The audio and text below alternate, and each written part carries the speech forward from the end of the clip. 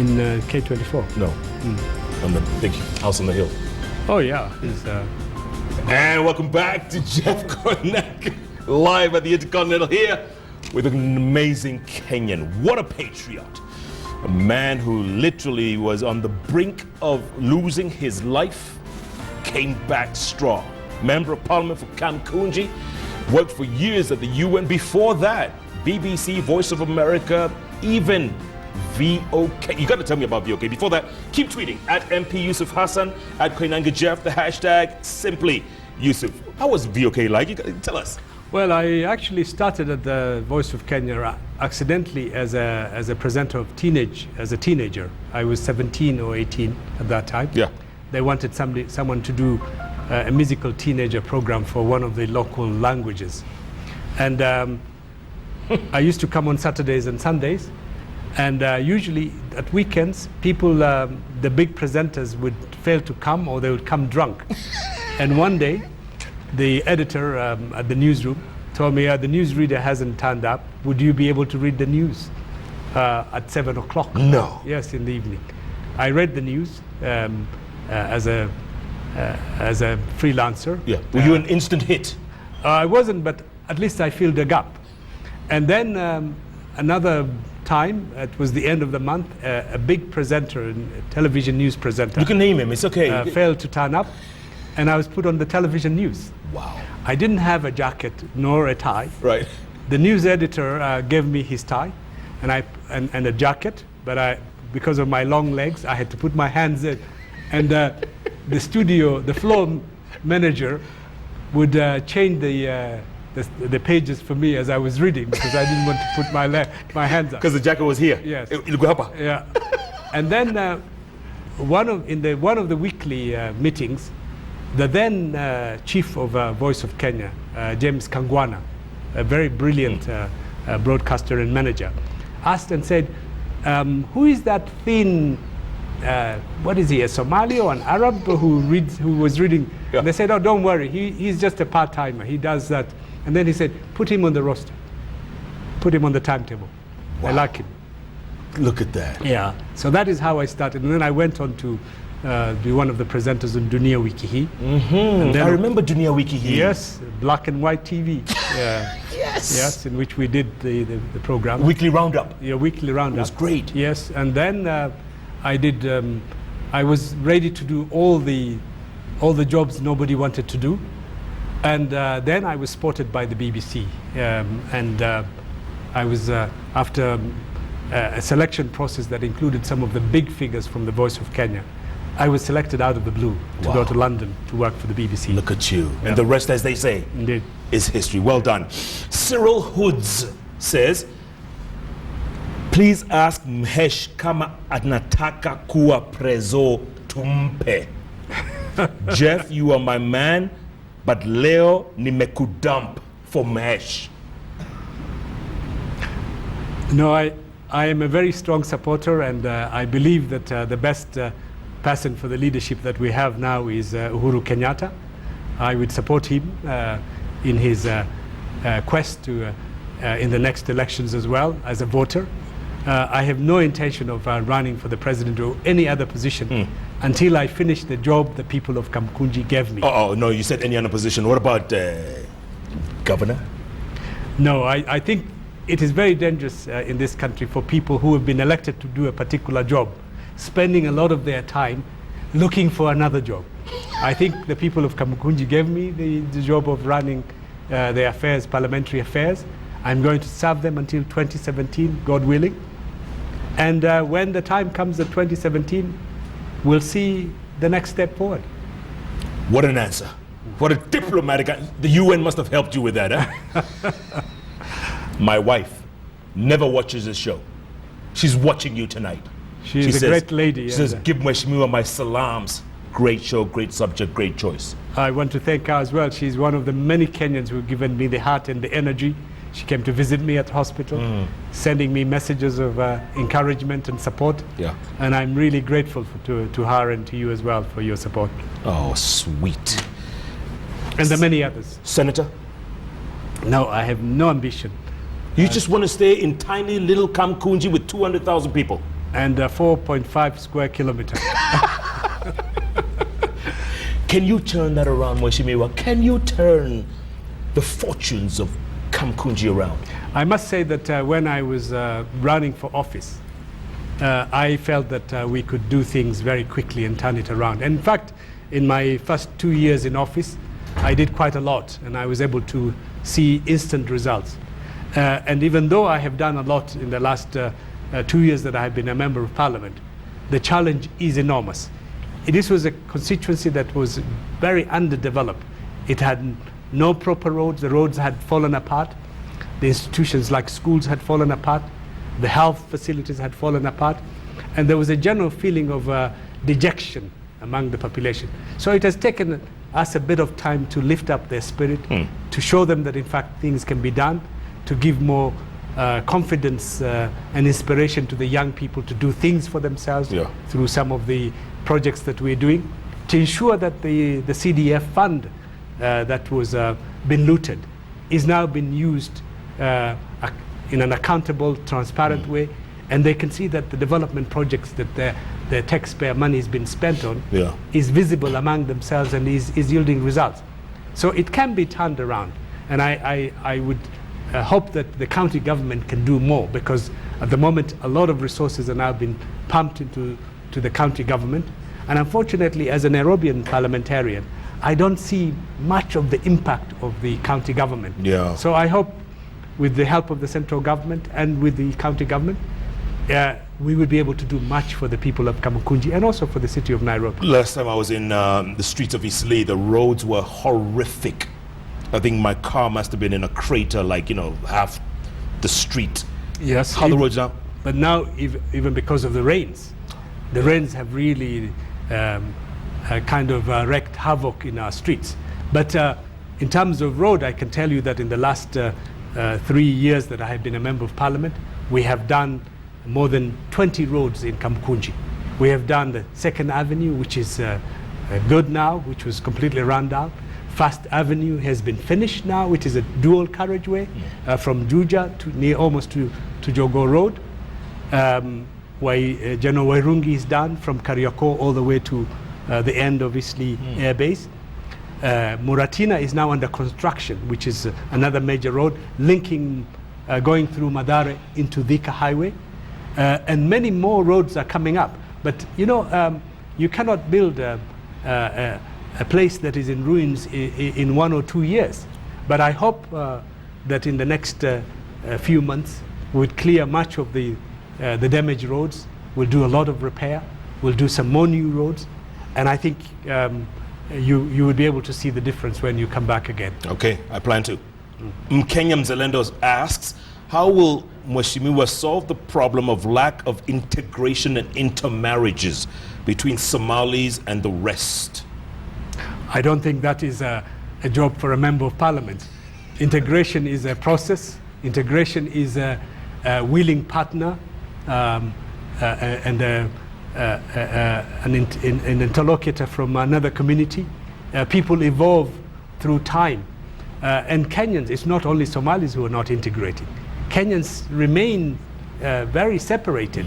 You know, we still have these compartments of Kikuyus here, Luos there, Luyas there. This is a national problem that you cannot only point at the Somali community. Integration is something that our leadership must promote. Our institutions must promote. And eventually there would be a new generation that perhaps will be much more willing and ready to integrate than we have at the moment. Inshallah, as they say. Alwan Atar says, Honorable Yusuf Hassan, we are proud of you. You have already gained my vote in the coming election. Inshallah. Thank you. Cynthia Nyungesa says, ha ha ha, can't believe Dunia Wiki Hii was there in your days. Yes, indeed, it was. In black and white. And in fact, I didn't have a TV in my home. We used to watch it in the neighbors. Oh, because it was pre-taped. Yeah, and people would come all over to, 10, 15 people. And as soon as the program is finished, there will be a discussion in which you would get opinion on whether how it was done and whether it was done how you performed. Well. Yes, really, instantly. So were you got an instant feedback? Yes, indeed. It was the Twitter of those days. Yes, indeed. And I had afro hair, and I had a bell-bottom trousers, Yeah. and high heels. No. Yes. Come on. Yes. So you double-decker shoes. you had and swag. dark glasses, and I mean, we didn't have Twitter, or we didn't have internet, or but you had a live WhatsApp. audience. Yes, live audience, and people would come to you up in the streets and say, hello, I saw your program last night, and things like Would you have wanted to continue in the business, in media? Yes, I really enjoyed my work, and both here at the Voice of Kenya and at the BBC, and I also ran the Namibian Broadcasting Corporation That's right. after independence as their managing director. I read that somewhere. Yes, and I you also read that sometime in Form 3, you were expelled from high school. Yes, indeed. I didn't start agitating and fighting for rights, for social justice and equality recently. I started in school, and I was expelled, and I was out in the streets, and that's how actually I ended up in the Voice of Kenya. I actually was recruited to the Voice of Kenya before I finished my secondary school, and I was recruited to go to the BBC with my Form 3 certificate. Yes. I only went to university after I had gone to Britain. Look at that. Yes. So there's hope. Indeed, yes. Speaking of agitating, yesterday you hosted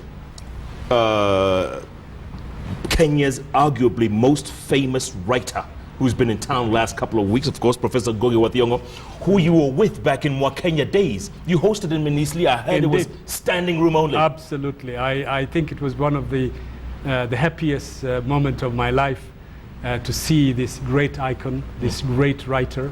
And I don't actually see him only as a writer. I see him as a revolutionary, as a freedom fighter, a person who has fought for many of the democratic rights that we take for granted now. Because at one time, we were not able to do and enjoy the kind of discussion that we have, freedom of press, freedom of association, multi-party democracy. He is indeed a person who has sacrificed a lot for us. And to see him come back to our country and to be able to walk the streets of Kamukunji was really a clear signal of how much we have changed as a society and how far has our country gone. So it was really a great day for us. And for the students from all the secondary schools of Kamukunji who had come to listen. And he really did provide a great talk of the many stories and the many experiences he's gone through. Great inspiration. I mean, I can just picture the scene yesterday. I mean, two former revolutionaries walking the streets of Kamukunji. Now one is the MP, the other is a celebrated writer, hopefully on his way back home. It must have been, incredible. Yes, in fact, I was also pleased that he was going to come earlier. He was delayed, and he spent that time in State House talking to the president. Look at that. And the fact that, in fact, Ngugi would be here, going into State House, signing his books inside our State House with our president is really fantastic. It's so good for our country. It's one of those moments where you say you just simply cannot make this stuff up. Yeah. The future of your constituents, of this country, and not just with Christian-Muslim relations, but the future. We always look like everybody talks about us being on the runway, us being about to take off. The future's so bright. Someone once told me the future's so bright it blinds my eyes. But every time we look like we're taking off, something happens, sets us back.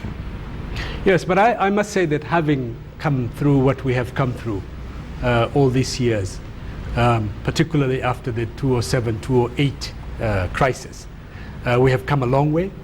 We're now on the right footing. We have a new constitution. We have our democratic dispensation. We have a dynamic society that is ready to move and is willing to go. And I think the will is there for us to, the challenges are there, but I do not think that these challenges are going to stop us from moving ahead to become the kind of country that we want. In fact, when I left the UN, I was away for more than 20 years. All my kids were born outside. I uprooted them. I decided and I said, we're going back to Kenya. All this, my kids who've grown up were born in London and in New York, said, you're the one who's going back to his country. Kenya, Africa, Kenya is not our country. They're here.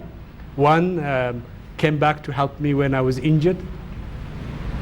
He found his wife at the Aga Khan hospital, now has a son. I'm a grandfather. Look at that. And I brought them here because I have a stake in the future of this country. I believe in the future of this country. And I think we are all going to stay together to make this country a better place. We need to deal with some of the problems that we face of unemployment, inequality, social justice. We need to lift all our people together as one, because only by being together, holding our hands together, can Kenya rise and be the kind of nation that we want. And that's why I said that in fact we need not to leave anyone behind. And I think the overwhelming majority of our people, Christians and Muslims, want to stay together. They want to work to make this country work. They believe in the future of this country. So it is, the onus is on all of us. We must, there is no any other alternative. We must stay together, we must work together, we must deal with our differences in a fair and just manner, and create the country that we want, the Kenya that we want. And I have no doubt that Kenya is beckoning, and that we would get there. In our lifetime? Indeed, indeed. The other 4 kids, do they like Kenya? Are they yes, happy they to be all back? love, they're all here. They come and visit. The others are too small, and one of them was born here. We are here to stay, and I mean, I could have been anywhere else. I could be a citizen of any country that I wanted. There was something that was pulling me all the time back here. And when I got here, I knew that this was it, and this was home, and this is where I wanted to be, and this is where I would be. And this is where I want to make a difference. And I will take this message to every Kenyan, to know that this is the best country that it's one of the best countries in the world. The future is bright. We have a leadership that is listening and is willing to change our society. And you know, 5 years is not a long time. We should give the government a chance to be able to do what it can do to move our country forward. And I would be not an armchair critic sitting in some foreign country or some corner criticizing the government or parliament or the judiciary. I'm here to be there, my voice to be heard, and for me to make that difference. Nobody else would do it for us. Some people say, oh, stay in diaspora and work there. New York was built by other people. London was built by other people. Who is going to do it for us here? It's not going to be done by foreigners.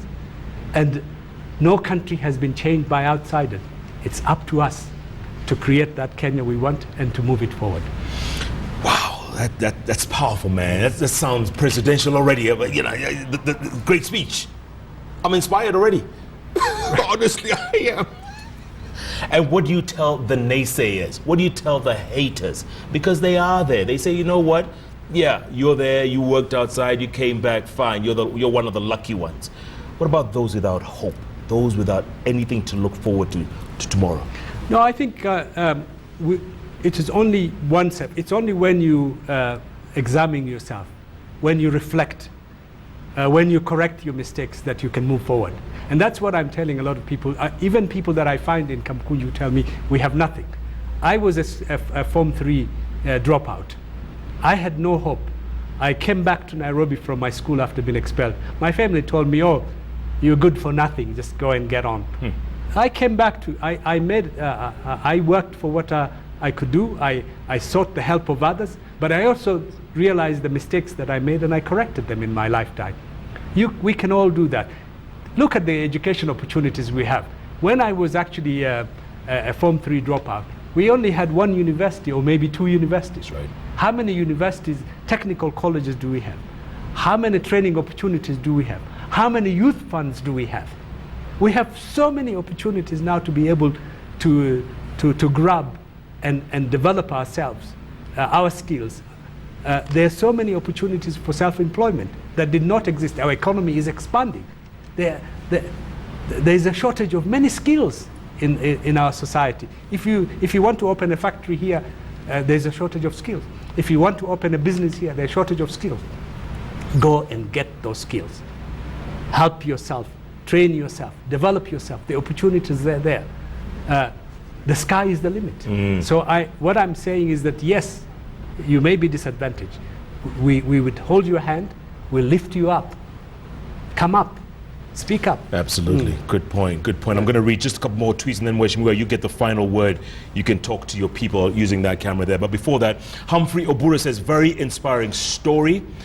Ayub Abdir Kadir says, an epitome of just, transparent leadership. Wow. Great stuff. A guy called Key Money is asked, he says, please ask Mheshimiwa, is he concerned by the man hours lost over the crazy traffic jam through First Avenue? Yes, absolutely. There is a serious problem of traffic jams in Isli and in Kikomba. But some of these traffic jams could be dealt with first at a personal level for being considerate, use the road carefully and responsibly. The second element is that it all requires some few traffic officers to clear out. We have been unable to convince either the police force or the county government to make sure that in fact that the traffic flows in that particular street. Yeah. And it is costing our economy, it's costing people a lot of time, and it's keeping a lot of people who would normally go and shop and do businesses in Isli and Kikomba away. It is costing our economy, it is costing our country, and we really do need to do something very urgently about traffic problems in those areas. Apart from the infrastructure, it's even when you do the infrastructure, if you don't change the mindset of the people who use the roads, and if you do not create a condition in which you allow, you give and take, there is going to be a gridlock. Look at, there are many countries that use the roundabouts. Yeah. Australia, New Zealand, South Africa.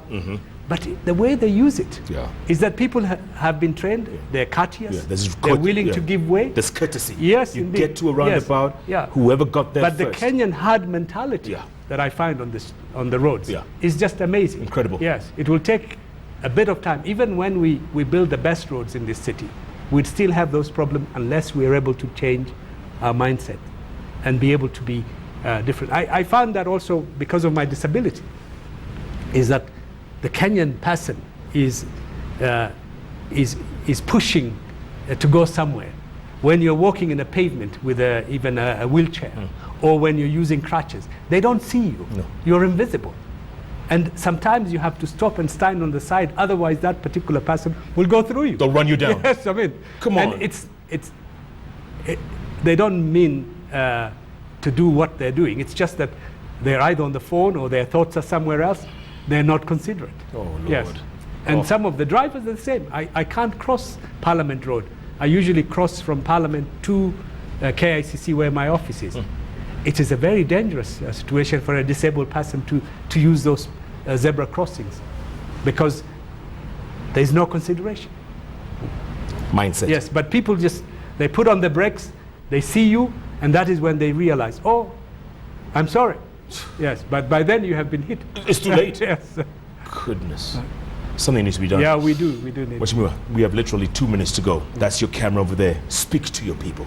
Tell them your final thoughts. You get the final word. Well, first of all, since this is an inspirational discussion, let me say that I'm so grateful for the torrent, the avalanche of support, solidarity, prayers from all Kenyans. I've had prayers from Christians, I've had prayers from my Muslim brothers and sisters, and this is what has given me the energy, the power to continue. And I tell myself, with all the solidarity and support that you're getting from all these people, there is a reason for your survival. There is a reason why you're alive, so that you can work with these good people, God-loving people, peace-loving people, for the good of humanity. And that is what I'm grateful for. And I'm grateful to be living in a society that is so generous in its prayers and its support for me. And I want to say that the people who caused me this harm are just a tiny section of our population. And that's why every time when I speak on these issues, I say that I have forgiven them. And I pray for their salvation. I pray for their forgiveness as well from all the others that they have harmed and injured. And I thank you all so much for the continuous support that you have given to me. Thank you so much. Well done, Mheshimiwa, and we thank you. I'm going to end with a couple of tweets real quick. Peter Mawira Job says, you have such a big heart for this country, Mheshimiwa. Thank you. You're a real mover. Brian Moshidi says, Mheshimiwa cannot only lead, but is also a big source of inspiration, true definition of leadership. And then I'll end with Wamira Ajay Felix. She says, Honorable Yusuf Hassan is an inspiration. If only our rogue MPs, her words, had his development mind for our beautiful country. Bless his heart. Once again, my brother. I'm really humbled. Well done. And touched. And God brought you back for a reason, my brother. You know that. Big job ahead. Keep doing, keep walking, like they say. What a man, what a guest, what an inspiration. Mheshimiwa Yusuf Hassan has called it. He says, leave no man behind, or woman for that matter. And we need all hands on deck to make this the great country that it is, no doubt. It's powerful, powerful words from a man who has not only been around the world, but came this close to losing his life. Thank God somebody had bigger plans for him. And it's great to see him up and about doing his thing. Watch this space, folks. This man is going places, no doubt. Keep tweeting at MP Yusuf Hassan, at Koinange Jeff. The hashtag we're using is Yusuf. Thanks so much for making this Thursday a part of your evening and staying up late for it. Hope it was worth it. Next week, new show, new guests, new themes, same place, same time. Make sure you tuned in every Wednesday, Thursday, 10 p.m. right here on Kenya's television network, KTN. Thanks so much for watching. Good night. Good luck. Shukran. Asante sana. Asante pia ndugu yangu. Mungu akubariki.